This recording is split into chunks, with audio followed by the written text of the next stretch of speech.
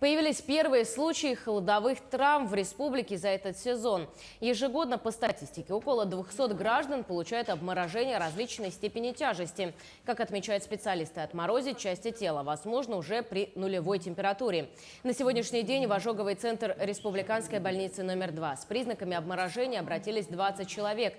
Из них сейчас госпитализированы 4. Врачи рекомендуют одеваться по погоде и соблюдать все правила безопасности нахождения на улице при морозах.